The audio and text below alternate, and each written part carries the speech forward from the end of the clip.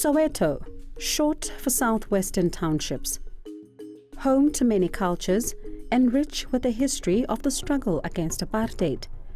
Soweto is the place where Hector Peterson fell. 2 Nobel Peace Prize laureates lived here on Vilakazi Street, which is now a bustling tourist favorite. Soweto is also home to the Freedom Charter, the document signed by the ANC and its allies demanding a free and equal society. Through these historic struggles, the African National Congress and Soweto formed a strong bond. I'm completely confident that come the 3rd of August, Soweto and the Johannesburg Metro will be giving a thumbs up to the ANC. We're confident of the vote. What we need to do is to get the people out on the 3rd of August. While the ANC views Soweto as its stronghold, opposition parties are gaining ground. And this time, the marketplace has a new player, the economic freedom fighters, new to municipal polls. Soweto has become the battleground for popular support, but are the historical ties between the ANC and Sowetans strong enough to ensure loyalty, or are residents looking for a new political home? The way in which voter determination and preferences are being expressed is being done on the basis not just of political identity, though that remains an important component. It is also based on the lived experience that people experience in terms of the extension of basic services, the recipients of grants. And so basically I think what the upshot here is that the next phase of government, or as they would like to call it, a second transition, must literally look at the question of promoting policy which is growth-inducing and job-absorbing. Along with changing voter dynamics, the area is also developing. While some areas remain pristine, refuse collection is limited in others. But despite these challenges, Soweto is growing. Soweto is a growing city. When we started 2001, we started with 4 people working here. Today we've hired 95 people. Soweto, with more than 1 million residents, contributes about 30 billion rand a year to the province's economy. Consumer spending power here is about 5 billion rand a year, which is why large retailers have started moving in. But some of the older suburbs in Soweto have been left behind by development. The birthplace of the Freedom Charter may have become a tourist destination with a 4-star hotel, but just across the railway line, a different tale is told. While over 90% of Sowetans have access to flushing toilets, Kliptown residents still use the bucket system. But that's not the only hardship here. Many youngsters are unemployed. It's these young unemployed residents whose votes are so highly sought after, and political parties are awake to their significance. About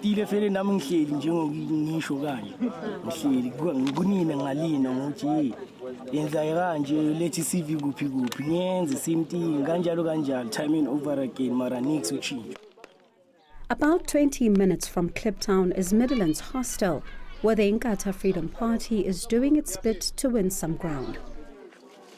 And just like their counterparts in Kliptown, the youth here have a clear message for anyone canvassing their vote.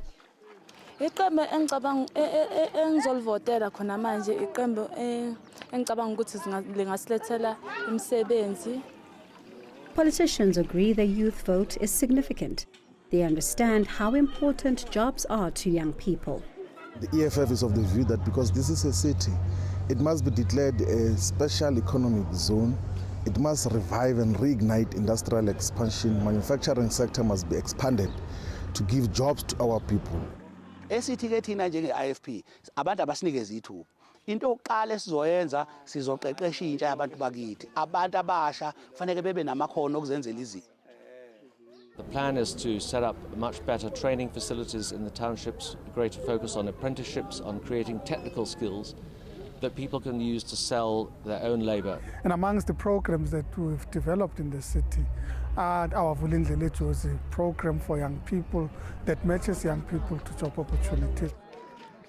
But is it government's mandate to create jobs, or are people simply making unreasonable demands on political parties?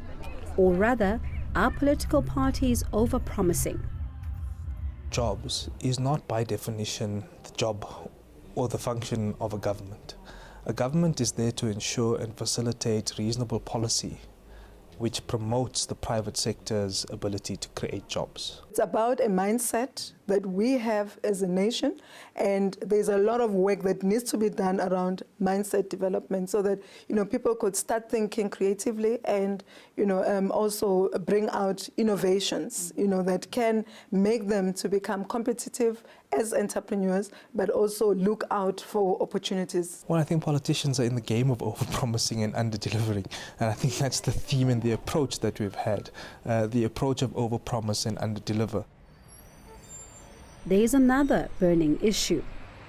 It seems Sowetans and Eskom are still no closer to drinking from the same cup. Residents here owe Eskom about 4 billion rand, an amount that has been increasing over time as only 18% of its 180,000 customers pay their monthly bill. Eskom hopes to overcome this challenge by introducing prepaid meters. But how can this work when residents are not buying into it? They believe that you end up paying more per kilowatt hour you consume.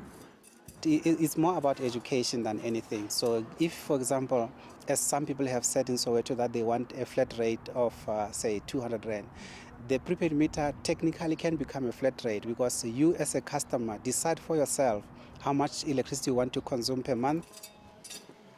The promise of free services post-1994 may have added to the resistance, but despite the campaign's speak, Eskom is demanding what it's owed. Currently, the issue of a debt write-off is not on the table.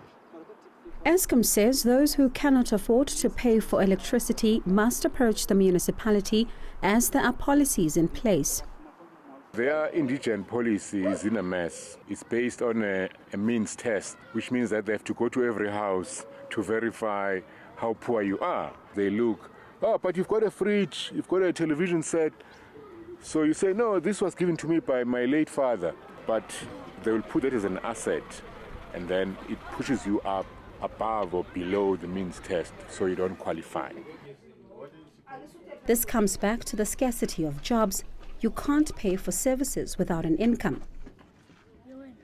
And those hoping to take Joburg know that drumming up enough support in Soweto will bring them closer to realizing that dream. The stakes are high, and political parties agree the Soweto vote is crucial to winning Johannesburg. But whether or not the fierce campaigning will yield results remains to be seen on election day. Bongiwa Kumalo, Soweto.